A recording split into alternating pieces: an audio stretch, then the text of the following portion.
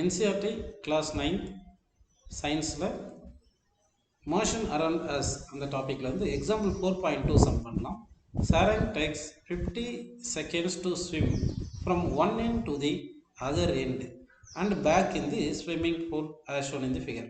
Find the average speed and average velocity within the time interval of 50 seconds. இப்போ பார்த்தீங்கன்னா இவர் ஒரு எண்டுலேருந்து இன்னொரு எண்டு வந்து ட்ராவல் பண்ணுறாரு, ஸ்விம் பண்ணுறாரு. அப்போ 25 மீட்டர் ஃபார்வர்ட் டைரெக்ஷனில் ட்ராவல் பண்ணுறாரு. அப்புறம் பேக்வர்ட் டைரெக்ஷனும் அதே 25 மீட்டர் ட்ராவல் பண்ணுறாங்க. அப்போது நம்ம வந்து டோட்டல் டிஸ்டன்ஸ் ட்ராவல்டு பார்த்தீங்கன்னா ஃபார்வர்டில் ஒரு 25, பேக்வர்டு ஒரு 25. அப்போ டோட்டல் டிஸ்டன்ஸுக்கு என்ன ஃபார்முலா பார்த்தீங்கன்னா total path length covered by an object is known as total distance. அப்போ 25 + 25 கிடைக்கும். ஸோ 50 மீட்டர் ட்ராவல் பண்ணியிருக்காரு. அடுத்து டிஸ்பிளேஸ்மெண்ட். டிஸ்பிளேஸ்மெண்ட் பார்த்தீங்கன்னா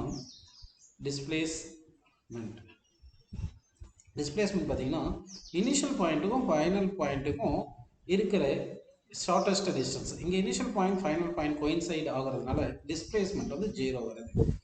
இப்போ நமக்கு ஃபஸ்ட்டு பார்த்தீங்கன்னா இந்த டிஸ்டன்ஸ் ட்ராவல்டு வந்து 15 கிடச்சிருச்சு, டிஸ்பிளேஸ்மெண்ட் 0ன்னு கிடச்சிருக்கு. ஆவரேஜ் ஸ்பீடுக்கு என்ன ஃபார்முலா பார்த்தீங்கன்னா total distance travelled by total time taken. இப்போ டோட்டல் டிஸ்டன்ஸ் 15 கிடச்சிருக்கு, டோட்டல் டைம் வந்து 15 கொடுத்துருக்காங்க. 50 கேன்சல் பண்ணோம்னா metre per second, 1 metre per second. So average speed 1 metre per second கிடைக்கும். அடுத்து வந்து ஆவரேஜ் வெலாசிட்டி. ஆவரேஜ் வெலாசிட்டி பார்த்தீங்கன்னா வந்து displacement by time taken. Displacement வந்து 0, டைம் வந்து 50, 0 பை எனிதிங் வந்து 0 தான் கிடைக்கும்.